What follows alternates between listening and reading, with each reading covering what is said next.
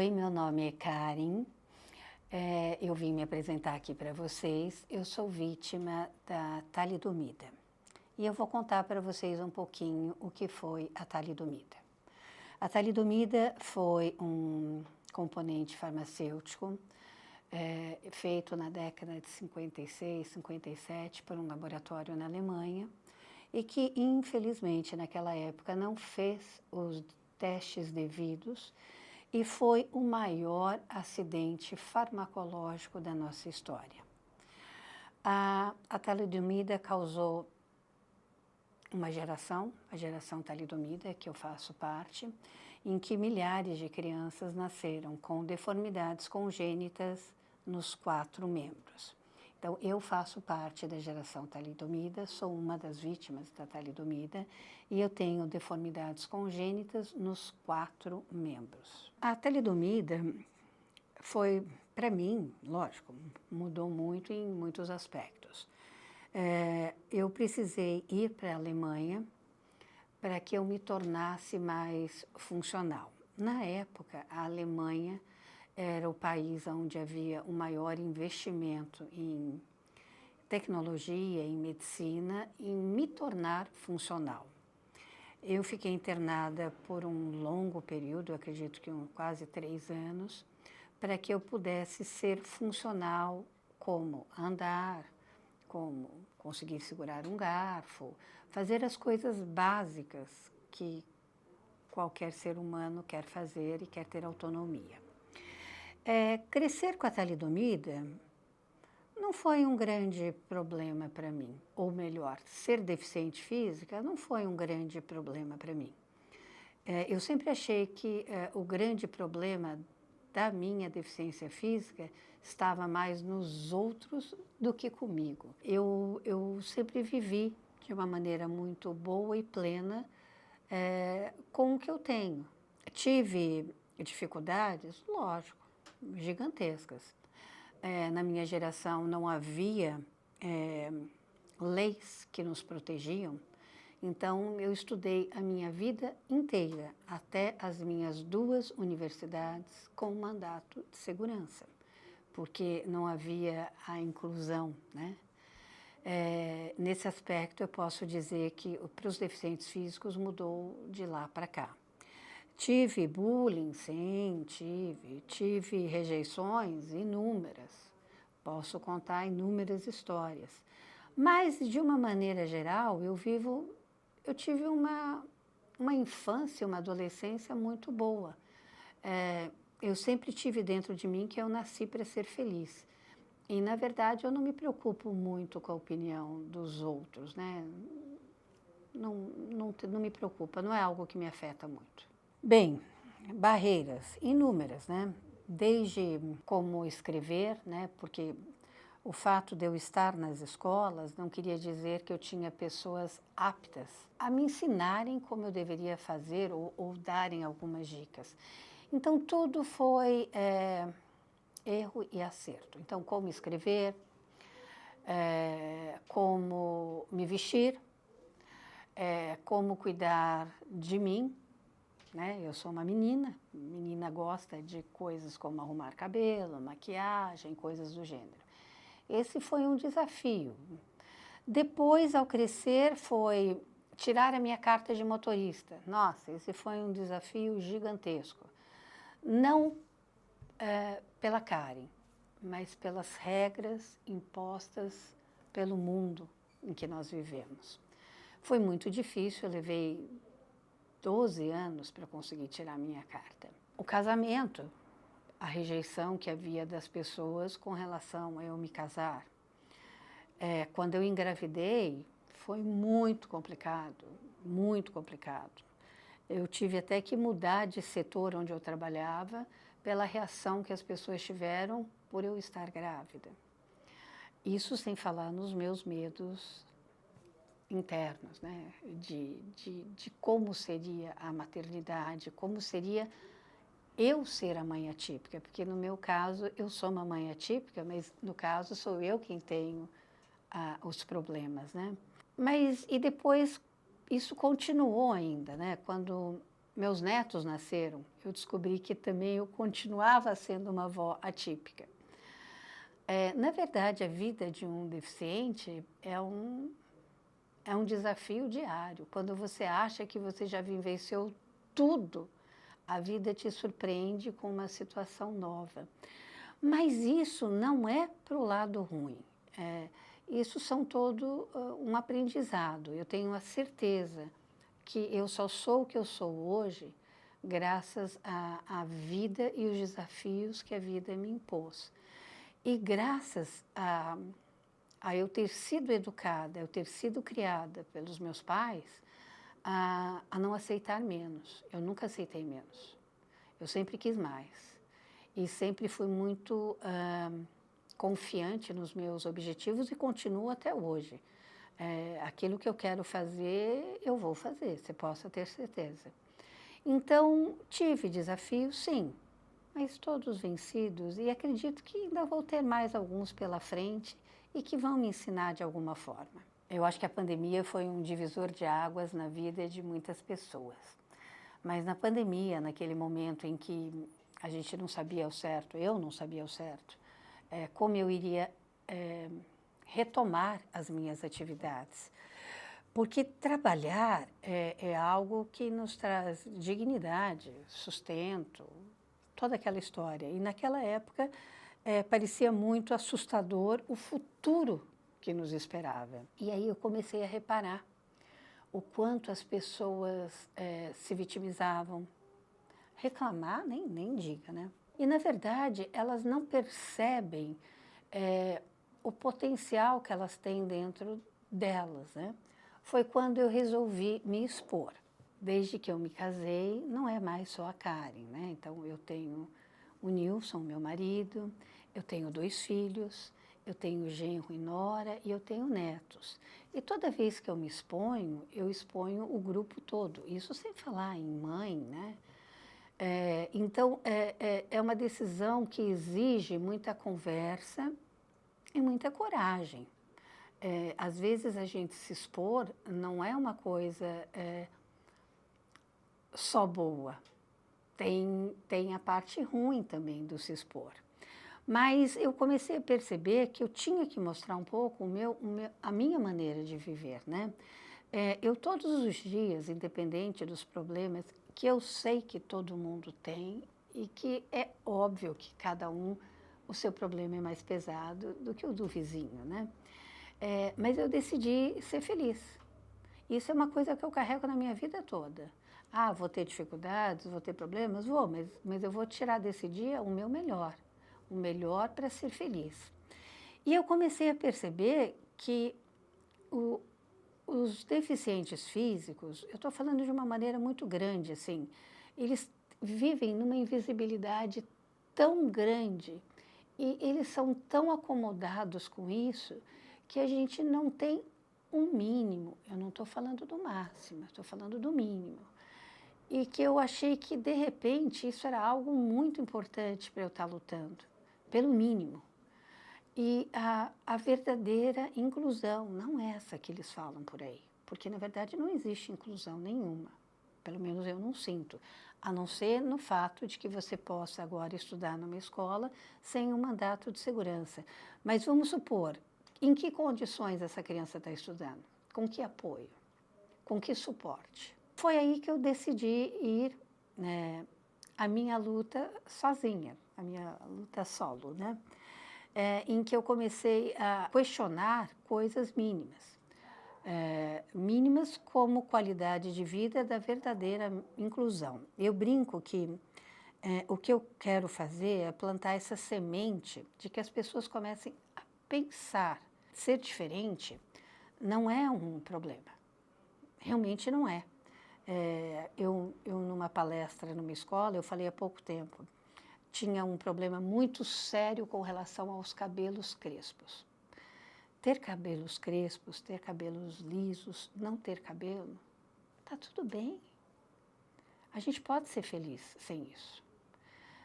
O que a gente tem que buscar é o foco de o que é a prioridade na sua vida. E foi aí que eu comecei minha luta pelos deficientes físicos de uma maneira geral. Falando nesse aspecto de acessibilidade, como eu contei para vocês inicialmente, né, eu tenho deformidades congênitas nos 4 membros.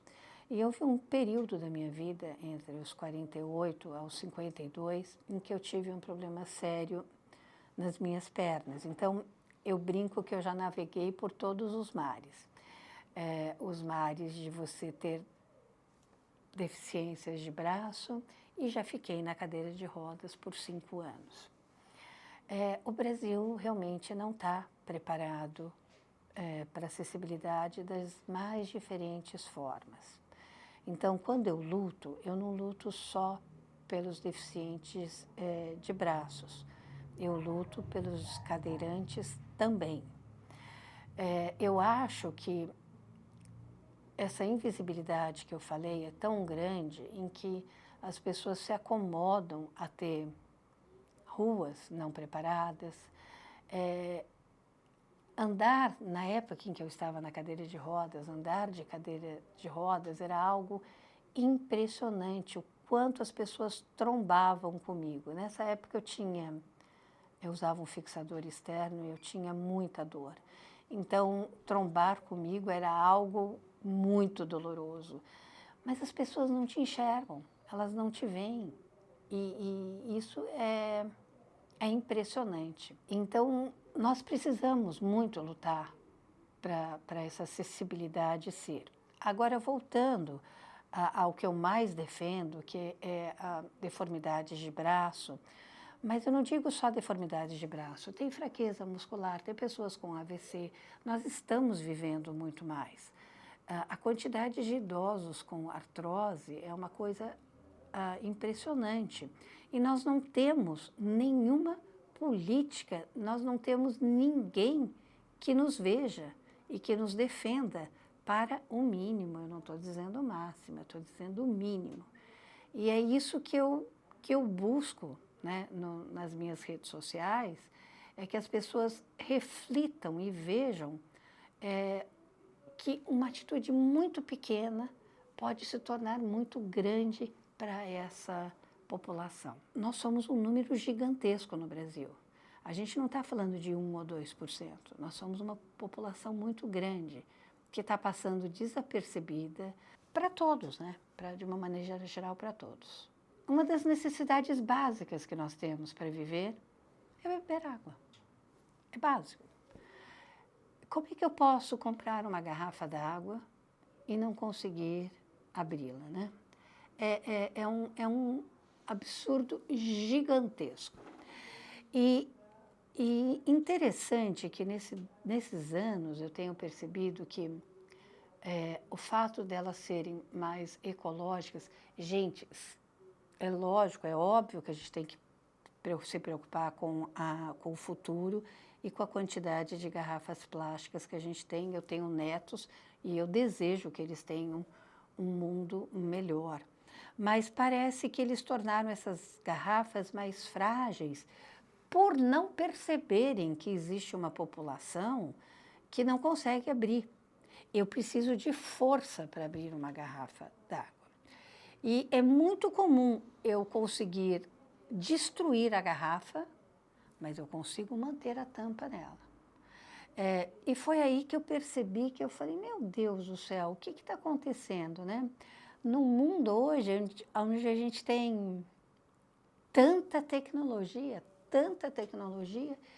e a gente se esquece do mínimo. Foi nesse momento em que eu resolvi me voltar a falar nas redes sociais sobre a necessidade de que alguém pensasse nessa acessibilidade das embalagens.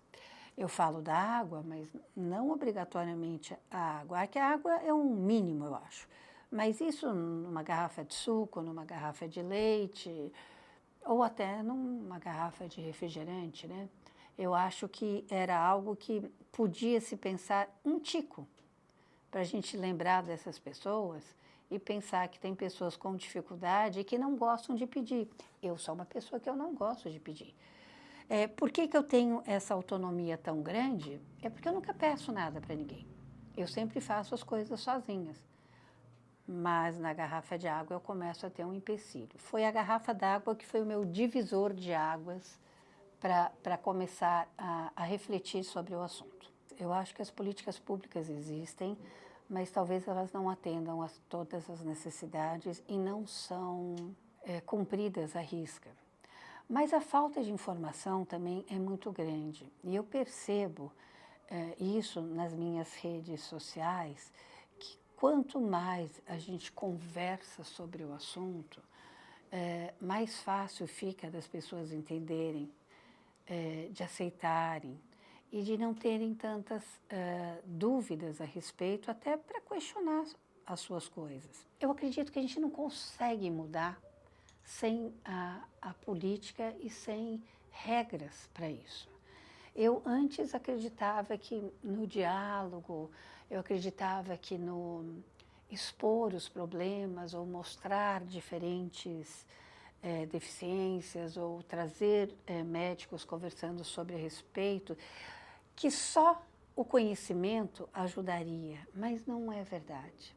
Eu percebi que a gente precisa do auxílio de políticas, de regras, de leis, de órgãos que vigiem, que cuidem desse setor, para que eles possam ser efetivamente auxiliados. Então, talvez mais a parte política e de regulamentação do que somente a informação.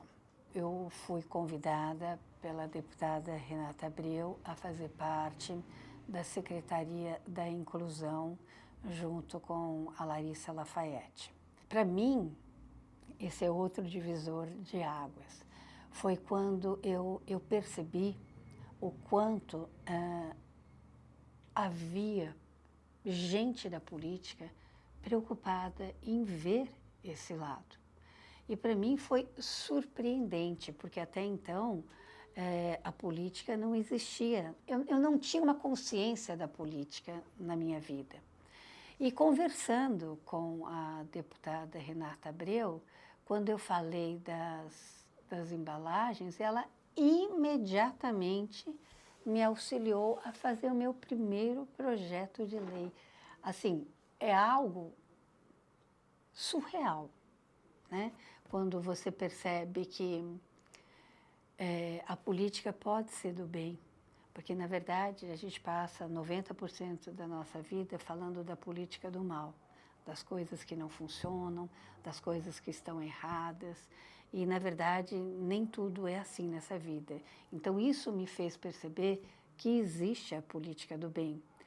Eu sou uma cidadã, eu sou uma pessoa normal, com o meu sonho de poder abrir a minha garrafa d'água. E, de repente, uma pessoa como a Renata Abreu, uma deputada federal, prestou atenção em mim e me descobriu e me ajudou a criar o projeto de lei. Então, é algo uau, sabe? Assim, não tem outra coisa para falar. Eu falo muito nas minhas redes sociais, né, do meu sonho por um mundo melhor, um mundo com mais alegria, com mais empatia, com mais solidariedade, com a verdadeira inclusão e de repente, com essa perspectiva, eu falei, nossa, eu vou ver esse mundo um pouco melhor, né? Um mundo onde a política vê aqueles que estão invisíveis, né? Então, a PL 19/2025, ela é isso. Ela enxergou uma pessoa que era invisível. Eu estava totalmente na invisibilidade e, de repente, alguém prestou atenção em mim e me trouxe a possibilidade de trazer isso, de uma pessoa poder abrir a sua garrafa d'água e dela ter os seus direitos preservados e a autonomia preservada. Eu queria que na PL as empresas pudessem enxergar essa população. E não só do lado humano da coisa, não só a empatia, não só o respeito ao deficiente físico. E, na verdade, as empresas que prestarem atenção nos deficientes físicos de uma maneira geral, eles têm uma população gigantesca que vai sentir uma gratidão e um respeito. Então, existe um retorno econômico para eles também. Então, eu acho que o que era importante desse projeto de lei é que as empresas entendessem que isso não é uma imposição que irá causar um gasto, mas sim uma imposição que vai trazer um lado humano de empatia e de retorno econômico. É um mundo que a gente deseja para todo mundo, é um mundo onde que todos estejam inclusos e aptos para fazer o que quiserem. Na verdade, nesse processo, até eu conhecer a Renata Abreu, eu tentei por inúmeras vezes contato com as empresas. Eu não sei dizer qual é a resposta certa para isso, mas eu tenho certeza que uma delas é que a garrafa fosse um pouco mais firme e a segunda é que o lacre fosse mais fácil de abrir. Mas isso eu falo para a garrafa de suco, a garrafa de leite. A garrafa de leite ainda tem um segundo empecilho, que é aquele lacre, que ele é terrível, né? No meu caso, eu tenho 2 dedos, mas tem pessoas que não têm um dedo, né? Então, as empresas poderiam, sim, todas elas. Eu tentei entrar em contato com todas elas. Uma boa vontade de me ouvir, uma boa vontade de ter uma equipe de embalagens que estudasse esses 2 pontos, porque a gente não está pedindo grandes mudanças, a gente está pedindo pequenas mudanças para que essa embalagem acontecesse. É que parece que a maioria das grandes empresas, elas nunca estão dispostas a conversar. Elas não estão dispostas a fazer nada além do mínimo que elas fazem e que mexa com o lucro delas. Então, é possível? Era possível, sim. Qualquer uma dessas empresas que me escutasse seria um projeto pequeno, simples e que poderia trazer um impacto muito grande. Mas, infelizmente, não houve a boa vontade. Aí sim é que surgiu a ideia de eu conversar com a Renata Abreu e criar esse projeto de lei. Eu, Karen, no meu dia a dia. Eu percebo que as tecnologias têm ajudado de uma maneira geral. A inteligência artificial, que era uma coisa que eu não curtia muito, eu percebo que eu não consigo viver sem ela no dia a dia. Ela me ajuda em zilhões de coisas. Eu acho que a tecnologia, na questão de melhorar as exceções, quando a gente fala de deficientes físicos, a gente fala de uma gama gigantesca, de inúmeros tipos de deficiências. E existem as exceções. Eu acho que a tecnologia ela vai poder ter um olhar mais aprofundado para essas exceções, para as pessoas que precisem de algo mais específico, né? Lógico que esse seria o meu mundo maravilhoso. Não vejo ele acontecendo agora, mas vejo ele acontecendo em breve. Falando da parte econômica, de novo, nós somos um número muito expressivo da população e eles estão perdendo esse nicho todo, demorando para fazer isso. Eu não vislumbro outra maneira, a não ser através de políticas públicas e que obriguem essas empresas a fazer isso. Mas eu tenho a certeza de que isso não será uma punição, não será um encargo. Eu acho que, de uma maneira geral, eles vão perceber que isso será um ganho econômico muito grande quando eles conseguirem incluir essas pessoas dentro dos seus mercados, supermercados, atacadistas e de uma forma geral. Eu acho que eles só estão demorando para perceber que essa população está invisível. Eu acho que o mais difícil é mudar a mentalidade das pessoas.